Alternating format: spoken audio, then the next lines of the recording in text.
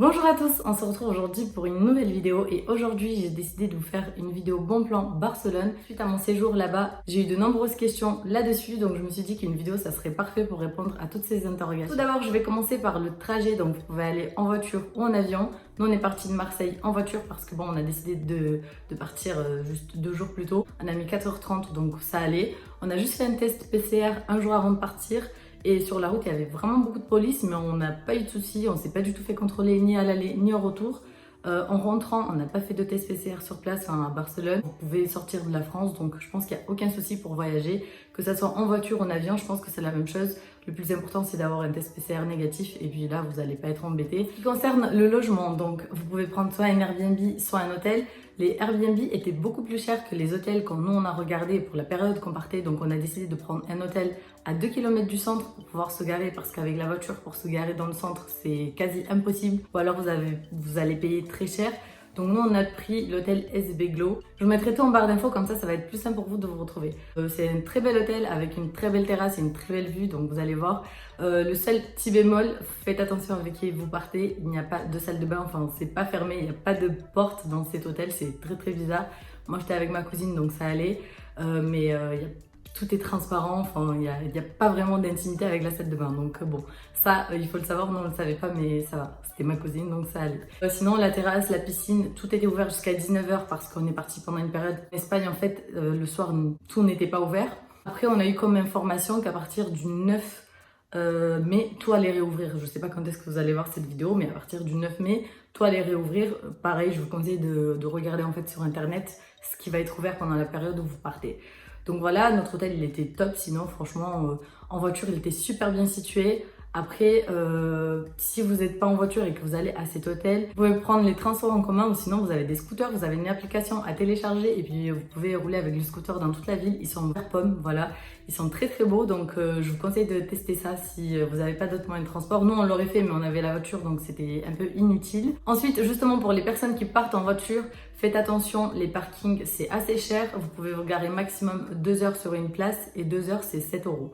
Vous avez des places vertes claires, des places vertes foncées, des bleues, des blanches, enfin bref, vous avez plein de couleurs et nous on n'a rien compris. C'est la deuxième fois que je pars en Espagne et c'est la deuxième fois que ma voiture part à la fourrière. Donc faites attention à vous, la fourrière c'est vraiment pas donné, c'est-à-dire que ça m'a coûté 218 euros pour environ 40 minutes à la fourrière.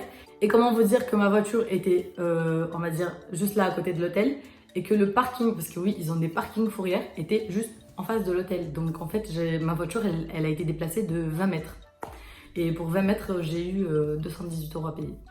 Donc comment vous dire que le voyage m'a coûté 2 fois plus cher que ce qui était prévu.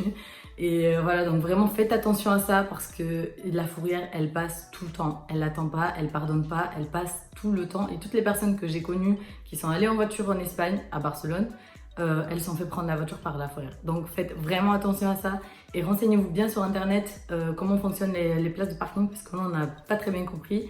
On est tous sur des places mais au mauvais endroit donc voilà. Alors maintenant je vais vous parler des lieux à visiter, donc je pense que vous connaissez tous un petit peu les lieux assez incontournables à Barcelone comme la Sagrada Familia.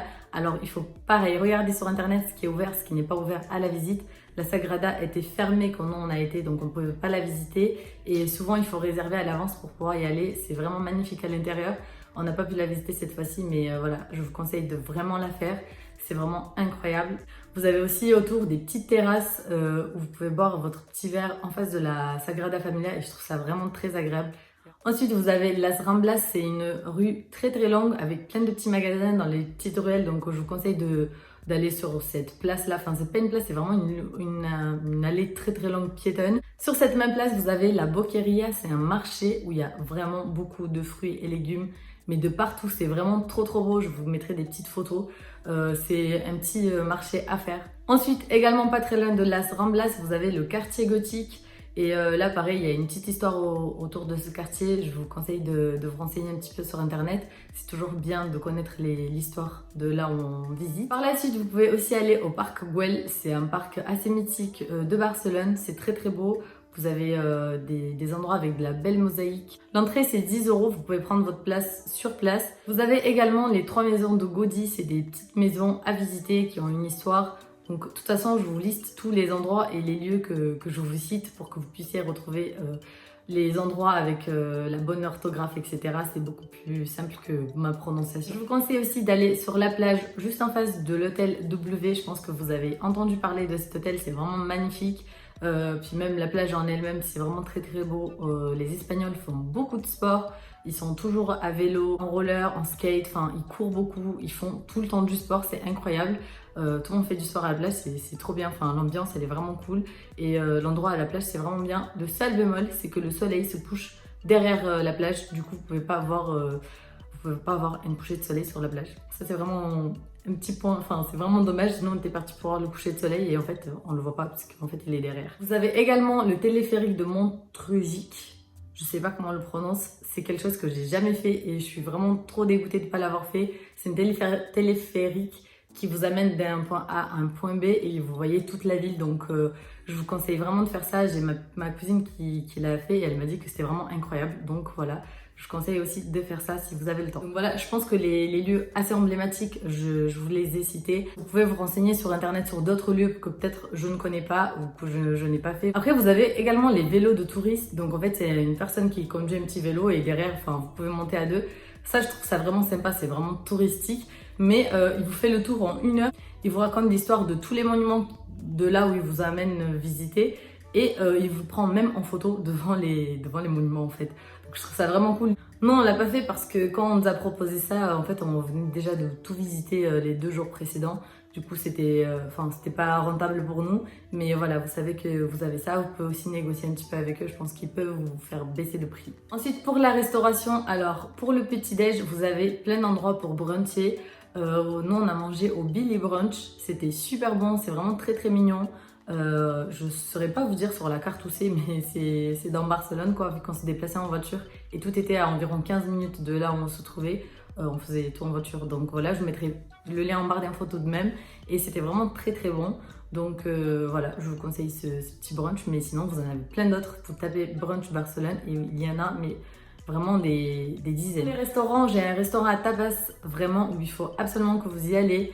C'est, je pense, le meilleur restaurant de Barcelone que je connaisse. Le restaurant Ciudad Condal. Donc pareil, je vous mettrai le lien en barre d'infos, enfin l'adresse. C'est vraiment très très bon. L'intérieur c'est super beau. Vous avez l'impression d'être, enfin nous on avait l'impression d'être dans Harry Potter. Enfin c'est super beau à l'intérieur, la déco et tout ça. Même si de l'extérieur on ne dirait pas, mais l'intérieur vraiment j'aime trop.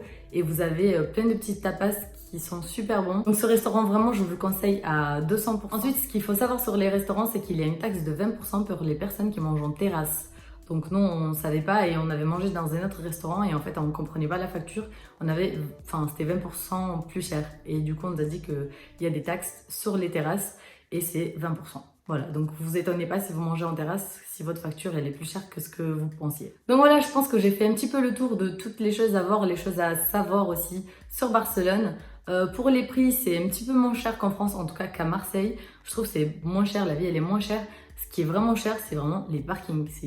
Même les parkings souterrains, c'est 6 € l'heure, je crois, celui à côté de la plage. Bref, ça, je trouve ça vraiment cher. Sinon, la vie, je trouve, les restaurants et tout ça, même les vêtements, c'est beaucoup moins cher. L'atmosphère, c'est vraiment super joyeux. Les gens sont contents, ils n'ont pas l'air de te regarder bizarrement. Enfin, on n'a pas ressenti de regard sur nous, donc ça, je trouve ça super cool. Les Espagnols mangent super tard, donc par exemple, quand on a voulu manger à midi, en fait, la terrasse ouvrait, le resto ouvrait à 13h.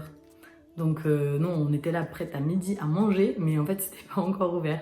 Donc voilà, ça aussi c'est quelque chose à savoir. Pas pour Ciudad Condal, c'était un autre restaurant. Ciudad Condal, vous regardez les horaires, je me souviens plus exactement, mais ça dépend des terrasses. Et voilà, cette vidéo elle est terminée. J'espère qu'elle vous a plu et qu'elle vous aura aidé. Et nous on se retrouve très vite pour une prochaine vidéo. Bye bye!